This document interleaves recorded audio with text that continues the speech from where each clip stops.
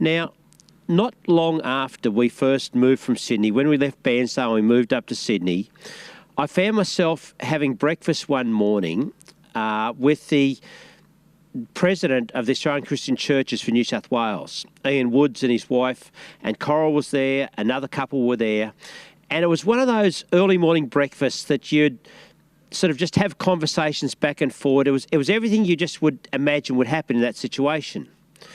But I'd never met Ian Woods before, and after the meal was done and everything was cleared off the table, he sort of pushed his seat back a little bit and he says, "Lex, you have my undivided attention. Tell me about you."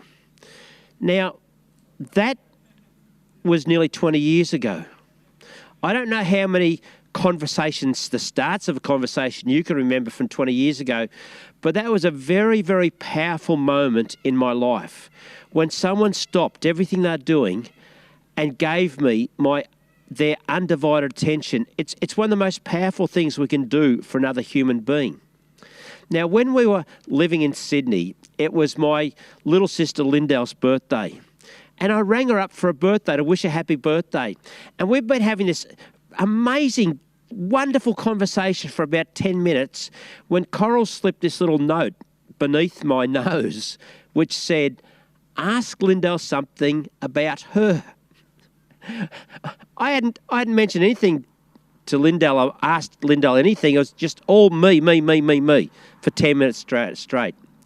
Now, 2 weeks ago, my brother Ken, it was his birthday.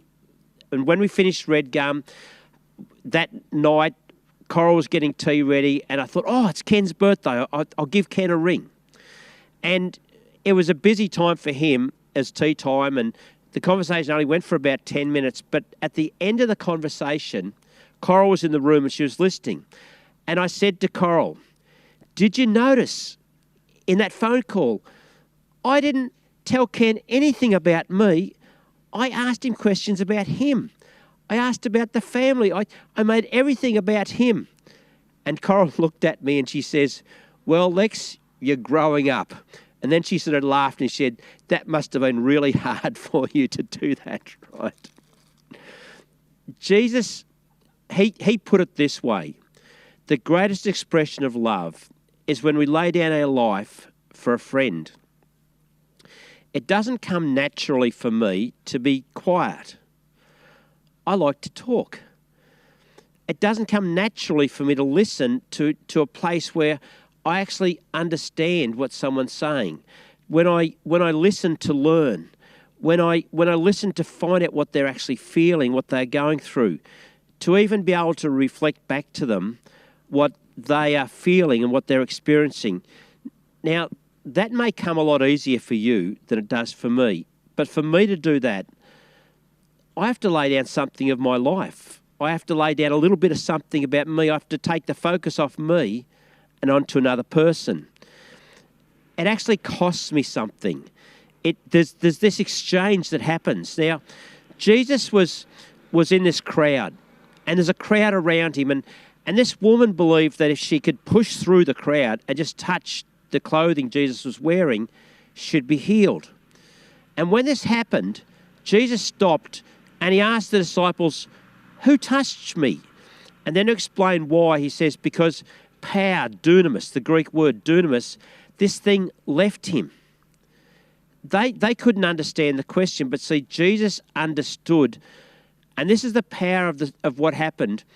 It wasn't when the woman touched him that Jesus noticed power was leaving him.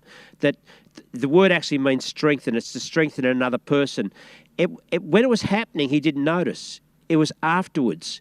And sometimes when you sit down with someone and you really listen and you allow yourself to connect to them at that level, it's afterwards you feel like strength that went into them has left you. And you notice you can feel a little bit drained sometimes. And Jesus was aware afterwards, not during, but afterwards. People can't tell the difference between someone really listening to them and being loved unconditionally. And undivided attention is the starting point for that to happen. Now, 2 weeks ago, the same day I rang my brother Ken, in the morning here with Red Gum, I took this water hen's egg that I'd collected 52 years ago. It had travelled with us wherever it lived. I'd cared for it. I'd protected it. I was emotionally invested in this shell of this egg. And then with the help of my little granddaughter Brooklyn, we smashed it as a declaration, as a church, and as individuals, that we will focus not on the external, not on the shell, not what is seen on the outside, but what is the contents of our heart. What is the contents? What's the life within the shell? It's so easy to focus on the shell, isn't it? I watched a family fighting one day, fighting with each other, hurting each other with their words as they tried to get a beautiful shot photo for Instagram. And later when it was posted, I thought to myself, I looked at this photo, this happy family on a couch, and everyone looked wonderful. And I'm thinking, if only people knew the story behind the photo. If I got 50 of you from Red Gum and we got on a bus and we did a tour of Bairnsdale one day and we looked at all the houses and we looked at the lawns and we looked at the gardens, and if I asked you to pick the house that you thought, if there's children in it, they would feel the most loved. They would feel secure, that there'd be happiness and joy and laughter in that home. If you were to pick that home from the outside, we would have probably 50 different answers. We wouldn't get it right. And if you're trying to find a home where there's abuse going on in there, where people are feeling just overwhelmed and distraught and depressed and anxious and lonely, you couldn't pick it from the outside. It's because our house it's just a shell. It has a purpose, but it's a temporary shell. Up in the mountains where the Wentworth River runs into the Mitchell River, there's a little intersection, and in this little intersection there's a high bit of ground, and on this high bit of ground are some stones. They're the remains of a house. And I've stood there and I've looked and I've imagined the family that built this house. The house is long since gone, just a few bits of stone left. But the dreams, the hopes, the aspects of life that took place in that home, I've imagined what happened. In 1929, my grandparents shifted to Maldon in Victoria to take on their first church that they would lead. And the home that they lived in back in 1929, it's also long gone. But the effects of their life that took place in that home continues on. In fact, I even have a glimpse into what happened in that home through what my grandmother wrote in her journal. And I want to read you something from 1931. 90 years ago, she wrote this. Joy was in our hearts as we began to look forward to our first baby coming. The planning and the sewing, the hard work that went into making the precious baby's cot.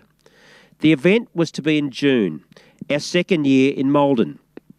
But in April, our joy was overshadowed as there was doubts of the little baby living. Will, which is my grandfather, my grandma writes, Will knew, but I never believed it. However, the wee baby had been dead for 2 months and was born 2 months premature. The nurse said to me, It's a little dead baby, dear. I heard another voice saying so clearly, My peace I give unto you. So amidst the sadness, I did have peace. Will was prepared and was a great tower of strength, but oh, the heartache when Will took me home with empty arms. However, God's promises never fail, and so peace came again. What I appreciate about that is the raw honesty. My grandma expressed the pain and the grief she felt at that moment, but she also felt God's peace, and it's a God-honouring story. There's a sense of hope in amongst that tragedy. And I was only a young teenager when my grandmother's shell of her body was lowered into the grave. But the impact of her life affects me today. It affects the generations that follow. And in fact, talking to my sister Linda last Sunday, she told me, and I didn't understand what she was telling me at first. I was shocked. But she said to me, I pray that my grandma's prayers for the generations that follow would see the fruit of what they prayed for. I think that is just such a brilliant thing. Have you ever thought that the prayers you pray for your kids, for your grandkids, could outlast the shell, that your body outlasts you? What a powerful thought. See, what we do with the contents of the egg, it's generational. What we do with our lives, it gets passed on, both the good and the bad. You know that that's true. You've experienced that in your family of origin. And yet our culture focuses on this external home, the outside of the house, and puts money and time and planning and energy into what it looks like on the outside, but not so much about what's going on the inside of that home. And there's a reason for that. Because if you take away the God factor, there's really not a lot we can do. And so we give up and we just focus on the shell. Because when you reject God, you reject the way that he sees life, and we become consumed about the shell. We compare shells. We think our shell's not as good as someone else's shell, and we worry what other people think of our shell. We spend money on our physical body, don't we? People will spend money going to gyms and health foods and Botox and plastic surgery and clothes and hair replacing products and, well, I haven't actually really done that, right? But Bronnie sometimes says I should have done it. Like, I actually once walked through a gym. I felt so much better about it. I felt so good about it, but that's about as far as I've ever gone. Some of these things are beneficial, but some really don't change anything, do they? Our focus on the shell and not the contents, that's not a new thing. In searching for the first king for Israel, God told the selection panel of one, which was Samuel, he told them this, and I'm going to read it to you out of 1 Samuel chapter 16. And he says this, don't look at how handsome Eliab is, that was David's brother, or how tall he is, because I have not chosen him. God does not see the same way people do. Isn't that the truth? People look at the outside, but the Lord looks at the heart. The only difference from back then to now is the toys that we play with, what technology has allowed us to create. We have new shells that we can hide behind, that we can focus on. It might be a Facebook profile. It could be an Instagram photo. Photos that we can actually Photoshop, that we can put filters on, that we can actually put a photo up when we were younger. 2,000 years ago, Jesus gave us a measuring stick that we could actually understand that, are we focusing on what's on the inside of the shell, or are we focusing on the externals? And it's a measuring stick that's not complicated. It's not complicated, but it's also not simple. And it's the true test of Christian maturity. And here it is. This is the stick. How well we love others. Whether we give people our undivided attention. Now, you won't find that measuring stick in the Old Testament, in the Jewish Hebrew writings, the historic writings of the Bible. You won't find that in the Old Testament. You won't find it in any religion in the world. It's unique to Christianity. And it's the only thing that Jesus said that would prove he is who he says he is. But here's the problem. We are born divided. Your family of origin's different to mine. Your experiences are different. Your life experiences, your ethnic background, the cultural beliefs and values you carry, your individual personalities. Even the year you're born, baby boomers think different to millennials. Coral and I are just so incredibly different to each other. When what I think is safe, Coral thinks is dangerous. When I see potential, she sees problems. We approach life completely different, from different directions. And then God takes these two people that see life so differently and he sprinkles this little magic dust over us called love. And he says, do life together and love each other. We have different love languages. And God says, work through that. Sacrifice something of yourself for the other person and see where that takes you. And then God says this. It's the fine print. He says, what God has put together, let no one separate. This thing's for life. And God's words about not dividing, not separating, that applies to Christians in churches, in Christian communities, in Christian gatherings. It's not just for husband and wife. That's God's plan for all of us. If only Jesus had said we could like people who like us. Anyone could do that. I've got a friend I was talking to the other day, and he's anti-God and he's anti-church, and he says to me, where's God when people are hurting? And so I started to tell him stories about people in Redgum, the way they've reached out and cared for people, sometimes people they don't even know, and the things that they've done for people. And at the end of that, he says, well, I don't really care about those people. He said, I only care about my family. That's all I care about. And I tried to explain to him how he and I are actually no different. I am a selfish mongrel naturally. And it's only the God factor. It's only God within any of us that gives us the capacity to love others. Like, you don't have to be a Christian just to be nice to someone, to care for someone in need, but to really love with a measuring stick that Jesus uses, to love to that level. That takes the work of God in your life. That takes something of God within you to be able to do that. I love how Jesus loved us. I love how he called us to do that for each other.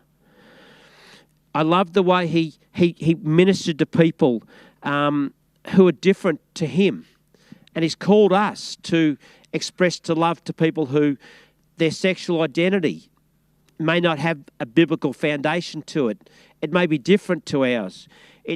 To people who hold strong opinions different to you, who feel secure in keeping the rules, or who don't want anyone to tell you what to do, who aren't going to be told by government what to do. What I find fascinating is that the motivation for those that are getting vaccinated is to be safe. And yet it's the same exact motivation for those that don't want to be vaccinated. They also want to be safe. See, deep down, we're actually all the same. The enemy would seek to divide us. God wants to bring us together in unity, in oneness, in the capacity to share love to each other. What a brilliant time in world history, right here in Australia, to be able to love as Jesus loved, to focus on what's inside of us and what's inside of the next person. If we can do that, that will stand out in a divided world. There's a family connected to Redgum where a husband and wife, where one of them has some ongoing medical issues, and it was really important for them to get vaccinated because if they got COVID or got it severely, it could be the end of their life. But their partner was anti-vax, and they were concerned about this being an experimental drug, that the long-term consequences of taking a vaccine are unknown. And they read everything that told them not to get vaccinated, and yet the person they're married to is vaccinated, and there's division in the family. And it caused conflict. But then the person that was not vaccinated asked themselves this question: what does love require of me? And in asking that question, they went and got vaccinated. They did it out of love for the other person. They did it to bring unity and oneness, to not allow a separation over a vaccination to cause division in a husband and wife. Now, I'm not saying to all go out and get vaccinated. That's not what I'm saying. I'm saying in this situation, that was a choice to do love and not allow division to separate them. Right now in our community, the central issue behind the violence in the streets in Melbourne is division. We have a government that's creating division, distinctions between vaccinated and not vaccinated. Now, understand why. But just to be clear, Redgum has never, will never discriminate against anyone based on anything.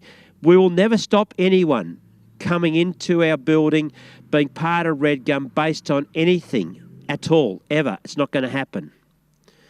When Israel wanted king, when they wanted a centralised government, God says, no, you don't. Nah, you don't want what you think you want. You don't know what's going to happen if you get that. And they said, yes, we want a king. We want a government that will fight for us, that will fight our battles for us. They were looking for a shell, an external thing. But God wanted to lead Israel through what was on the inside of their hearts, to guide them by His Spirit, to put them in a community where they would care for each other and love on one another, and that is the way God would lead this nation.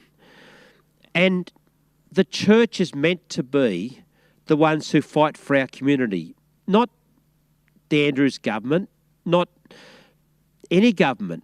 God's plan originally was that the church, in fact, if you have a look at the history of the world, every country across the world, every hospital, every school was started by Christians, an expression of love for their communities, to love as Jesus loved. Now, most hospitals and schools these days are not run by churches, and if they are, they're large churches.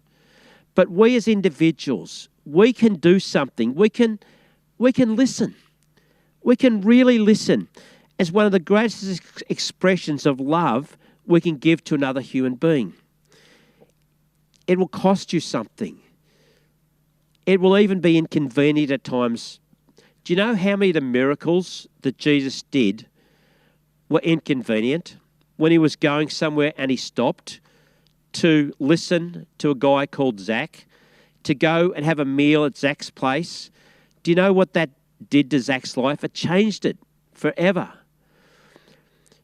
There was a moment in Jesus' life where it was inconvenient to have a conversation with someone. He was tired.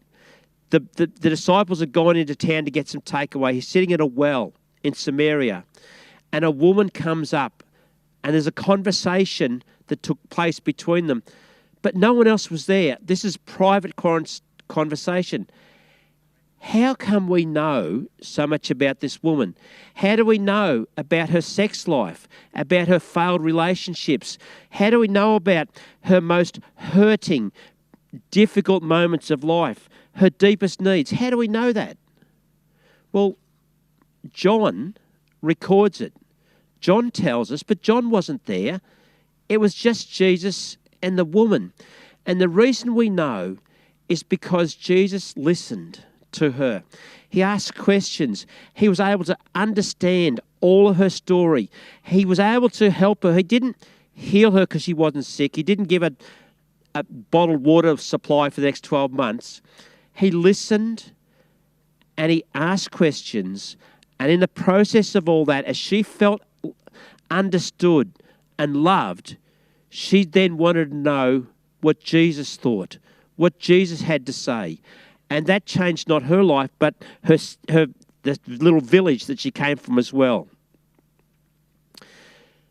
Sometimes, and I want you to not miss this, sometimes the greatest gift that we can give another human being is a large dose of oxytocin, a generous helping of endorphins, a little sprinkling of natural opiates, and we can release them into another person's life. We can set in motion all these neurotransmitters into their endocrine system. Oh, sorry, I probably should have said we could listen to someone and they'd feel loved. But what I just explained is what a neuroscience will tell us takes place when we listen to someone, when we feel what they're feeling, when we can even put into our own words even better than what they can explain about what they're feeling. And you know, it works in text messages as well.